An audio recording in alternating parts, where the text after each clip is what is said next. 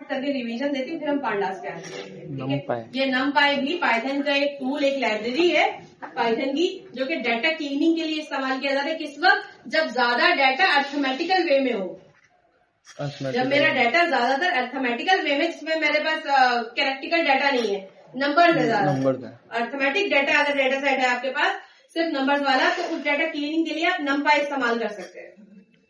Small data set है, arithmetic है, number ज्यादा भरे हुए, आप नमपाई यूज कर सकते हैं। ये पाइथन की एक लाइब्रेरी है।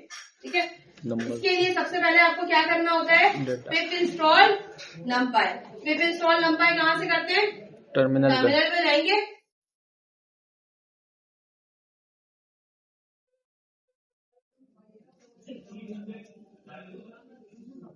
टर्मिनल खुलेगा, अभी यहाँ पे जाके डालेंगे आप पिप इंस्टॉल नमपाई।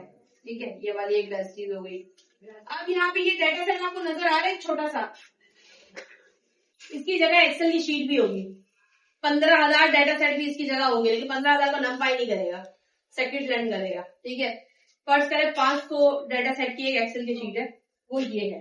ये भी तो डाटा सेट ही कहलाएगा ना, np.array। क्या होगा? डाटा सेट जिसमें नंबर ऑफ डाटा होता है वो डाटा सेट कहलाता है ना। अब 500 या 1500 हो, ये डिपेंड करता है। मैंने ओरिजिनल डाटा प्रिंट किया था, मैंने लगाया था मीडियन। मीडियन तो मैंने बाद में लगाया था ना, इसकी कंडीशन मैंने आपको बाद में बताई थी। देखिए क्लास, अगर आपके पास डाटा सेट है और उसके अंदर आउटलायर्स वैल्यू है, अब आउटलायर्स वैल्यू जो नए बच्चे हैं उनके लिए बहुत खतरनाक वर्ड है। आउटलायर्स का मतलब बहुत आसान है। यहाँ सारे बच्चे बैठे हैं, मुश्किल से 16-18, अगर मैं हाई एज भी बताऊं तो 20 साल से ऊपर का कोई नहीं होगा। ठीक है, 22 के हो गए भाई। ठीक है, 22 साल का इससे ज्यादा कोई नहीं होगा। एक मेरे पास 45 ईयर्स के स्टूडेंट आ जाए, वो बैठ जाए बीच में, उन्हें कहते हैं आउटलायर। आउट हो गया ना, ऑड वैल्यू आ गई। बिल्कुल सारे बच्चे अप्रोक्स सेम एज के, कोई 1-2 साल का आगे पीछे होगा। ठीक है, सारे बच्चे एक एज के। मैंने कहा 45 ईयर ओल्ड के आए, लेकिन वो है तो मेरे स्टूडेंट ना। अब वो जब आके बैठेंगे तो इस क्लास में वो आउटलायर्स कहलाएंगे। समझ में आ गई बात? इस डाटा सेट को पढ़ो, इसमें आउटलायर्स मौजूद है। नंबर ऑफ वैल्यूज में 1000 है और 200, 100। मीन मीडियन मॉड बचपन में पढ़ा था। मीन मीडियन मॉड बचपन में पढ़ा था, मैथ्स की पढ़ाया था ना। तो मीन का क्या मतलब होता है? सारे नंबर होते हैं उनको जमा करो, एवरेज निकालो, वो बीच वाले का मीन निकल जाता है। ये खाली वैल्यू होती है, बताते हैं कि इसका मीन निकाल के बताओ। आप क्या करते हैं? 5 वैल्यू है, 5 को सम करेंगे, डिवाइडेड बाय 5 करेंगे और मीन निकल के आ जाएगा। ऐसे ही है, ऐसे ही होता था ना। तो यहाँ पे कब मीन यूज करना है, मीडियन यूज करना है, ये कैसे बताएंगे आप? डाटा क्लीनिंग के लिए आउटलायर्स को देखते हैं। अगर आपका डाटा सेट है और इसमें यहाँ पे 10 लिखा है और यहाँ पे 20 लिखा है, तो पाइथन ये कहता है मीन इस्तेमाल कर लो। इतना हल्का सा डाटा सेट तो है, इसके लिए क्या यूज कर लो? मीन। लेकिन अगर यहाँ पे 2000 लिखा है और 100 लिखा है, आउटलायर्स जब मौजूद होते हैं डाटा सेट के अंदर, जब आउटलायर्स मौजूद होते हैं तो मैथमेटिकली जो फॉर्मूला या फंक्शन यूज होता है उसको हम मीडियन कहते हैं। बचपन में जो हमने मीन मीडियन पढ़ा था ना, वो पाइथन में किसी का अच्छा फॉर्मूला सॉल्व करने की जरूरत नहीं है, मैंने आपको बताया था ना, ये ऑटोमेटिकली कर लेगा। किसी को अगर याद है तो मैं चैट जीपीटी से 2 फॉर्मूला निकाल के आपको देती हूँ, जरा अगर आपको याद हो मेरी लाइब्रेरी को मैंने सेव रखा हुआ है, वैसे मैंने सॉल्व भी कराया था। मीन मीडियन मॉड का फॉर्मूला दो, और एक और भी दिया था मैंने, स्टैंडर्ड डेविएशन। सबने सॉल्व किया है, सबने सॉल्व किया बचपन में, किसी को याद नहीं आ रहा है। STD सबको याद आता है ये? सबको याद आता है ये? यस। और मॉड तो फिर मैं आपको बताऊंगी। और क्या था? Standard deviation. चैट जीपीटी खुद समझ लेता है। याद आ रहा है कुछ? मैथ तो पढ़ी होगी ना सबने, मैट्रिक तो पढ़ा है ना, मेडिकल आगे में लिया हुआ। स्टैंडर्ड डेविएशन कितना मुश्किल होता था ये फॉर्मूला निकालना।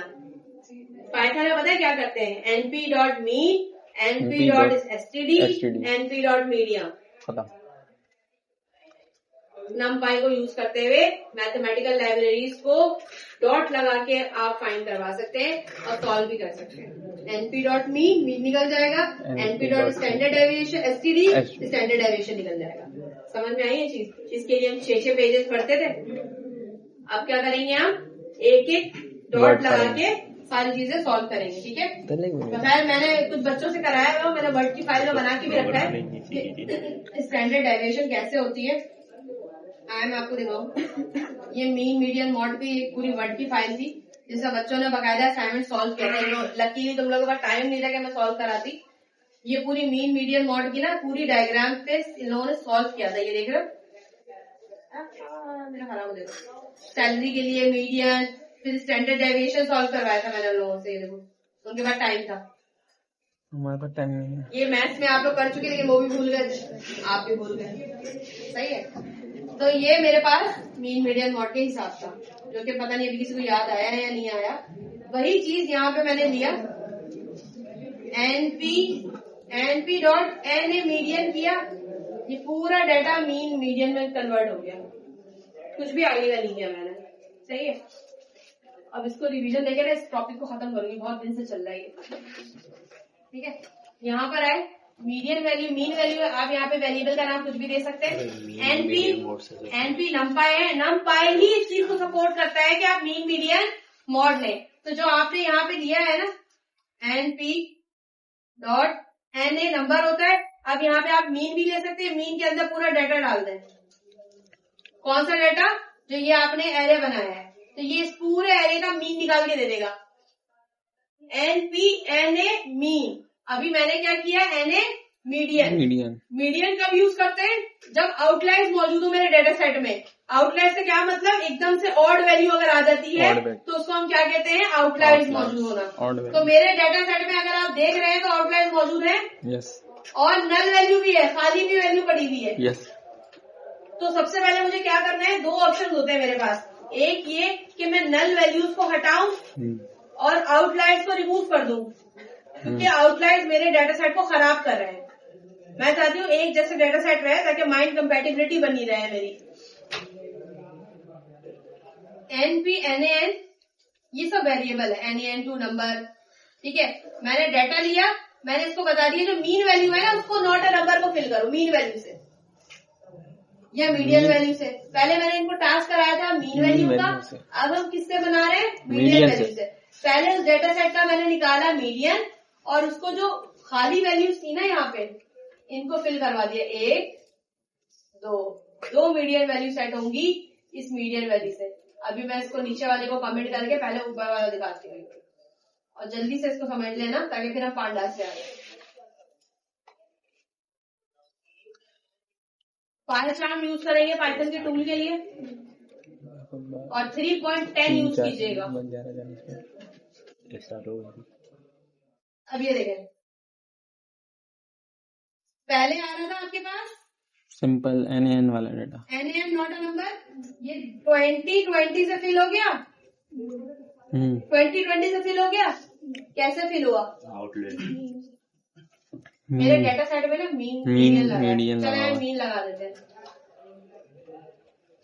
पहले 2020 से फिल किया इसने, अब देखते किससे फिल करके देता है मुझे। 278 2000 भी है ना इसमें। तो जिस डेटा सेट के अंदर आउटलायर्स मौजूद हो उस डेटा सेट में मीन इस्तेमाल नहीं करेंगे, उस डेटा सेट में क्या इस्तेमाल करेंगे, मीडियन। आउटलायर्स जो मीडियन इस्तेमाल होता है। ठीक है, अब मीडियन देखिए कितने प्यार से इसको 20 से फिल करके देगा। आपने खाली डाटा नंबर कॉलम को आपने फिल नहीं करना है, पाइथन से फिल करवाना है। आप अगर काम करने लगे तो फिर तो सुबह हो जाएगी। 15,000 डाटा सेट आपको दिया जाए, बोला जाए इसके अंदर खाली डाटा सेट मौजूद है, उसको बैठ के फिल करो, नहीं करो फिर तो हो गया, दिवालिया निकल गया कंपनी का। सही है, तो आप क्या करेंगे, इसको पाइथन से फिल खुद करवाएंगे। उसने मैथ का एक फंक्शन यूज किया मीडियन और डाटा फिल करके दे दिया। अब दूसरा काम क्या है मेरे पास,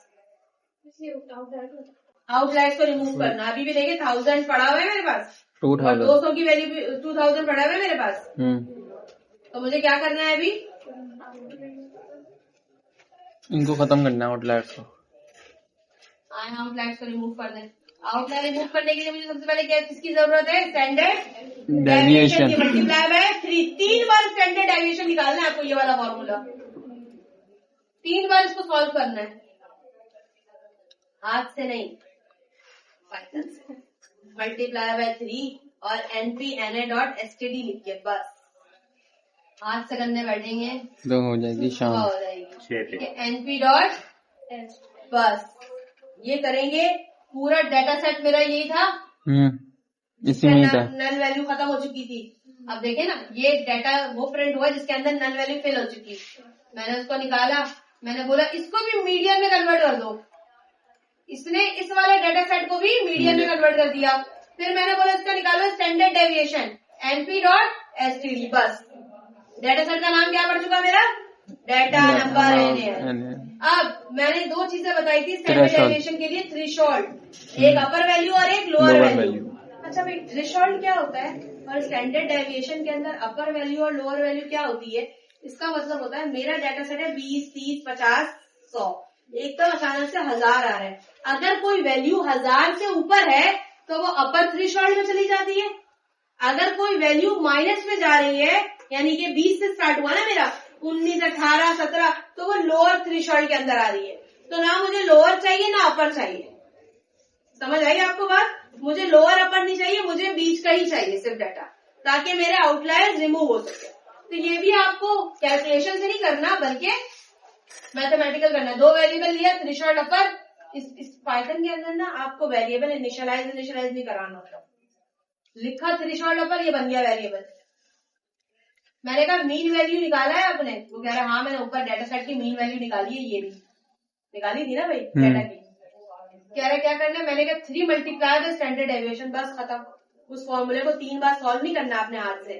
स्टैंडर्ड डेविएशन निकाला, multiply by 3 plus multiply by 3, इसका मतलब है अपर थ्रेशोल्ड वैल्यू निकालेगा कि मेरे पास 100 से ऊपर का डाटा कौन सा है। और या मिलते जुलते डाटा में अगर मैं बोलूँ तो 22 से ऊपर का डाटा कौन सा है, ये निकालेगा। मिलते जुलते तो 22 तक है ना, 22 से ऊपर का डाटा निकालेगा ये, और माइनस वाला निकालेगा सारा 18 से 12, 15, 7 से कम का। 7 से कम कोई डाटा है या 22 से ऊपर है तो उसको क्या करो, रिमूव। ठीक है, क्लीन डाटा ये रहा मेरा, जो मैंने उर्दू में बोला है ना आपको, ये प्रोग्रामिंग नहीं कर रहा है। डाटा सेट उठाओ, अगर लोअर थ्रेशोल्ड यानी कि 7 से कम है और 22 से ज्यादा है तो उसको क्या करो, रिमूव करो और उसको क्लीन डाटा के नाम से दे दो।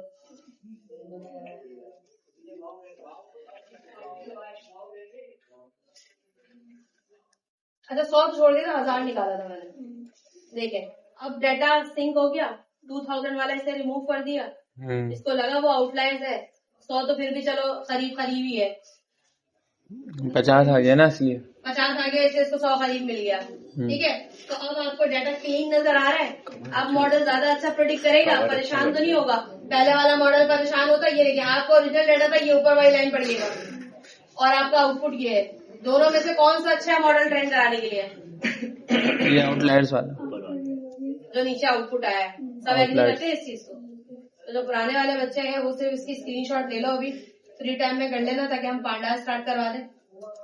ये इसमें नमपाई में और भी चीजें थी, पहले तो उसकी ले लो स्क्रीनशॉट, अपने पास रख लो, फ्री टाइम में भी कर लेना।